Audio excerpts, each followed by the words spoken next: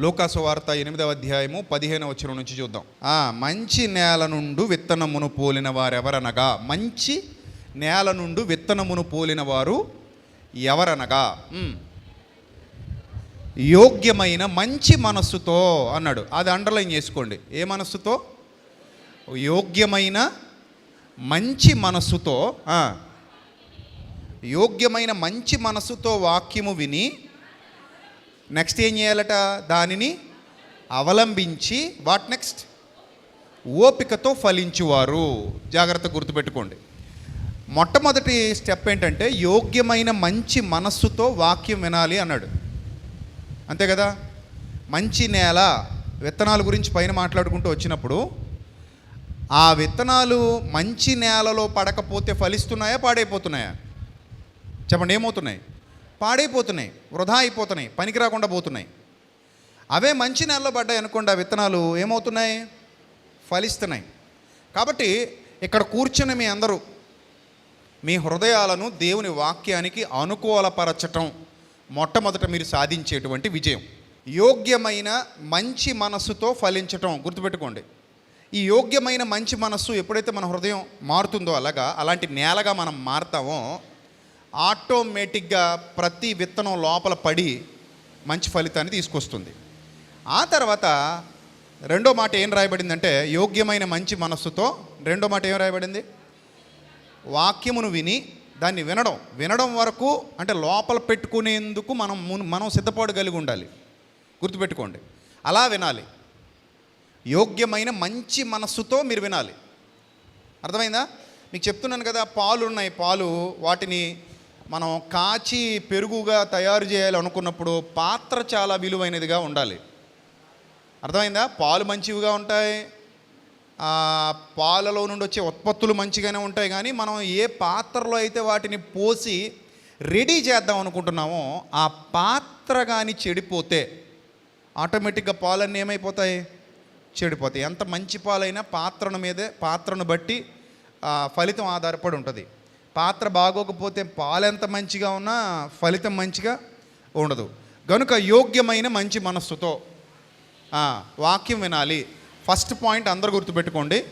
యోగ్యమైన మంచి మనస్సుతోనే మీరు వాక్యం వినండి. నెక్స్ట్ అవలంబించాలి. వినడం వరకు ఓకే, అవలంబించడంలో ఒకవేళ ఫెయిల్ అయ్యామనుకోండి, వినడం వల్ల ప్రయోజనం లేదు. తిన్నది అరగకపోతే శరీరానికి ప్రయోజనం లేదు, విన్నది అవలంబించకపోతే ఆత్మకు ప్రయోజనం లేదు.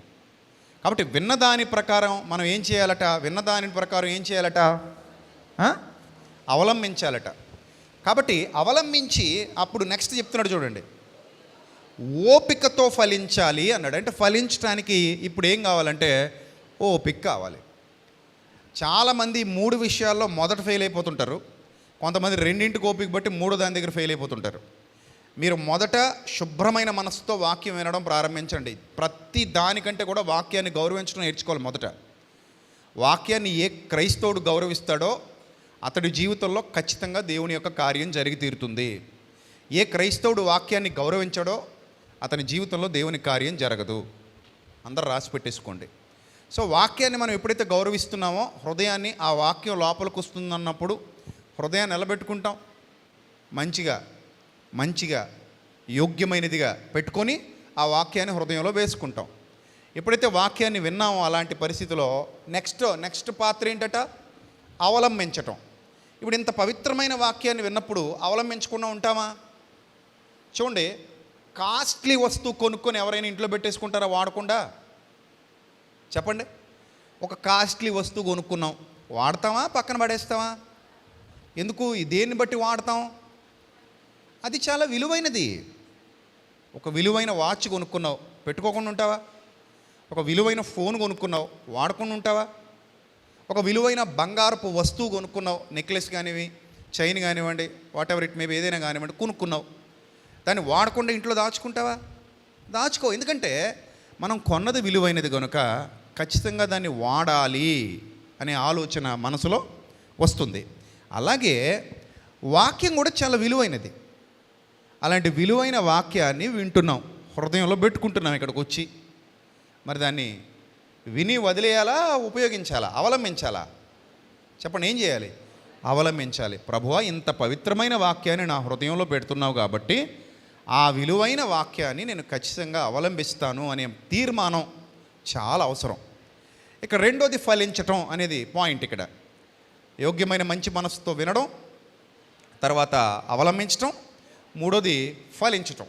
ఈ ఫలించటం అనే దానికి ఏం కావాలన్నాడు అక్కడ చూడండి. ముందు మాట ఏం కావాలట? ఓపిక కావాలి. దాన్నే ఇంగ్లీష్లో పేషెన్స్ అంటారు. ఓపిక చాలా ఇంపార్టెంట్. ఆ ఓపిక లేకపోతే ఏ ఫలాలు రావు. అంతెందుకండి, అమ్మ 9 నెలలు కనిపెట్టకపోతే ఫాస్ట్ ఫుడ్ లాగా ఫాస్ట్ బిడ్డలు ఉంటారేంటి? ఫాస్ట్ ఫుడ్ ఫాస్ట్ బిడ్డ అన్నట్టు ఫాస్ట్ బిడ్డలు రారు, ఫాస్ట్ బిడ్డలు ఉండరు. అంటే ఏదో ఇలా అన్నాం సాయంత్రానికి పిల్లలు పుట్టేయాలంటే అవదది, చాలా సమయం పడుతుంది. అమ్మ 9 నెలలు ఫలిస్తే తప్ప ఎవరు రాలేదు? నువ్వు నేను రాలేదు. 9 నెలలు ఓపికతో ఉంటేనే నువ్వు నేను వచ్చాం. అమ్మ మన కోసం ఎన్ని నెలలు ఉంది? ఓపికగా 9 నెలలు ఉంది కాబట్టి నువ్వు నేను ఈరోజు ఇదిగో ఇక్కడ తిరగగలుగుతున్నాం, కూర్చోగలుగుతున్నాం. అవునా? అలాగే ఒక చెట్టు ఫలించడానికి ఎంత సమయం పడుతుంది? దాదాపు 10 నుంచి 15 ఏళ్ళు పడుతుంది. విత్తనంగా మనం భూమిలో నాటిన దగ్గర నుంచి అది కాపు కాసి పువ్వులు పూసి చక్కగా మంచి పండ్లు మన చేతికి రావాలంటే ఖచ్చితంగా ఒక 10 నుండి 15 సంవత్సరాలు ఓపిక పట్టాలి. ఓపిక లేకుండా ఫలాలు రావు. ఓపిక లేకుండా ఫలాలు మీ చెంతకు రావు. ఫలాలు కావాలి అనుకునే ప్రతి ఒక్కరూ గుర్తుపెట్టుకోండి, ఓపిక, పేషెన్స్, వెయిట్ చేసే సహనం, నిరీక్షణ, ఇవన్నీ క్రైస్తవ జీవితంలో ముఖ్యమైన లక్షణాలు. మీరు ఖచ్చితంగా ఫలిస్తారు. దేవుడు ఖచ్చితంగా మనల్ని దీవిస్తాడు. దేవుడు ఖచ్చితంగా ఆశీర్వదిస్తాడు. దేవుడు ఖచ్చితంగా మనల్ని తలగానే చేస్తాడు తప్ప తోకగా చేయడు, నిలబెడతాడు. కాకపోతే ఇదిగో ఈ పద్ధతి, ఒక పద్ధతి ఉంటుంది ప్రతిదానికి. ఈ పద్ధతి ప్రకారంగా మనం నడుచుకోవాలి. ఈ పద్ధతి లేకపోతే ఏది ముందుకు కదలదు, ఏది ముందుకు జరగదు, ఏది మీ దగ్గరికి రాదు. సో ఈ పద్ధతిని ఎప్పుడైతే మీరు ఫాలో అవుతారో ఖచ్చితంగా మీ జీవితంలో కార్యాన్ని దేవుడు జరిగించి తీరుతాడు. ఇది మీరు నమ్మాలి.